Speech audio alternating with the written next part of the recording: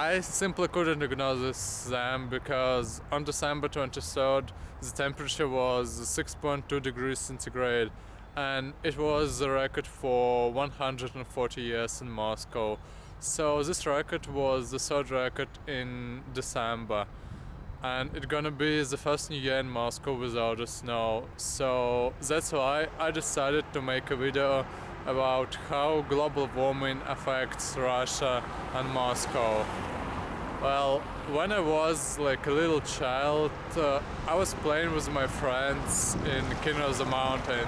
We pushed each other on a 2 meters high snowdrift, and it was fun, but today's children can only swim in the puddles, I guess, or do something else, because as you can see, there are no snowdrifts right here.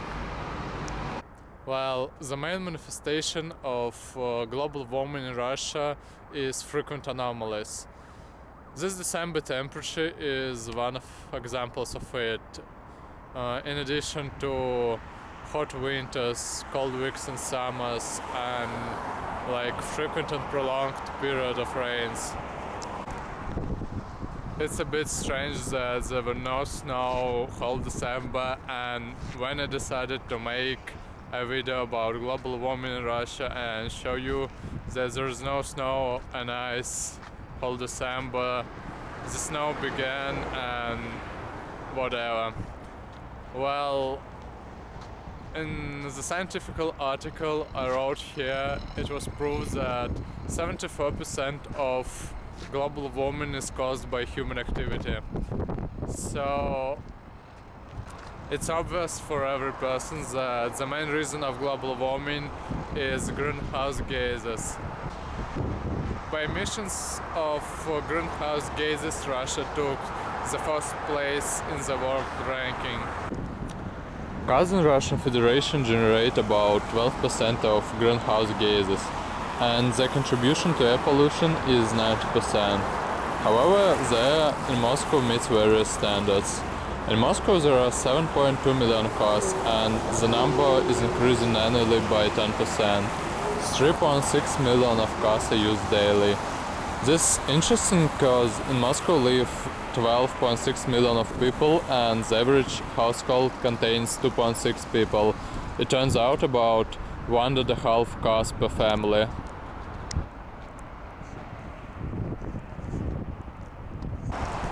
It seems to me that this is because of the mentality, because Moscow is an ideal city in terms of transport infrastructure. Like, I never felt a need for a car because the metro and other public transport allow you to get from any place to another much faster than by car. In addition, Moscow has a very cheap taxi, and the Moscow car sharing market is the largest in the world. However, Moscow citizens continue to buy cars because of the status and desire to have their own car, I guess, and maybe something else, I don't know.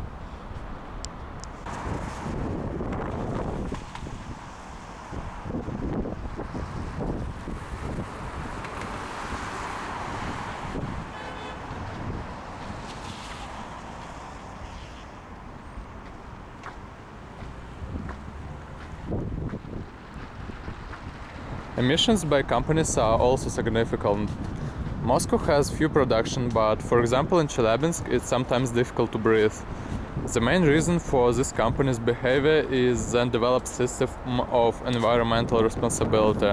For example, the fine for exceeding the hydrogen sulfide norm is 200,000 rubles. It's like $3,300, which is a significant amount for any production.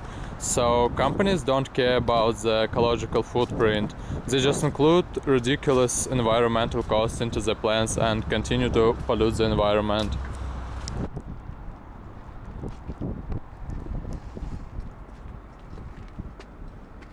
Russia always lags behind foreign countries in terms of international agreements related to the environment. For example, the Kyoto Protocol from 1997 was signed by Russia later than by other countries, and only in 2004 the government made a law that regulates the state of the environment, but the responsibility for its pollution, as I said earlier, is poorly designed. Only in 2019 Russia adopted the Paris Climate Agreement, while most countries signed it in 2015. The goal of Russia under this agreement is to reduce harmful emissions by 2030 to the level of 70% of emissions in 90s.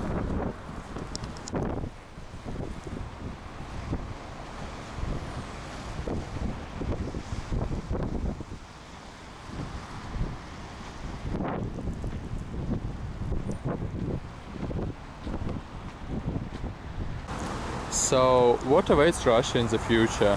Firstly, the applied protective measures are aimed at maintaining the current average annual temperature growth rate and not at eliminating them. So, the temperature in any case will continue to rise by 0.1 or 0.2 degrees every decade.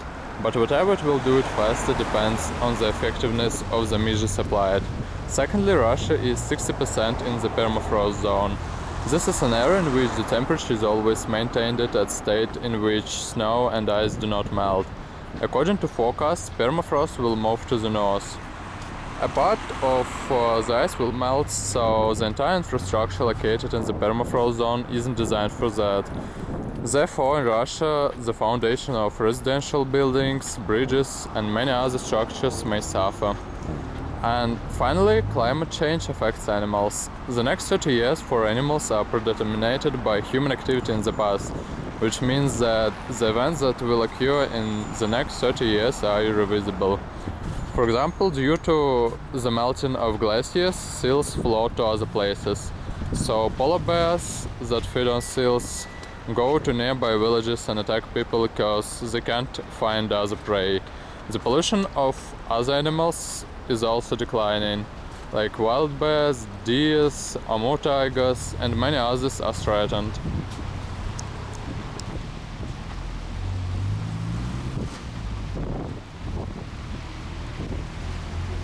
Well, I believe that it's easy to take care about the environment. You had just, I don't know, sort the garbage, do not waste water and electricity in a way. Choose products that do not have plastic in packaging. It's not really hard. And the pleasure the person gains making his behavior green is outweighs the cost that person incurs in many times. That's all I wanted to say. Write topics that are interesting for you in comments and see you later.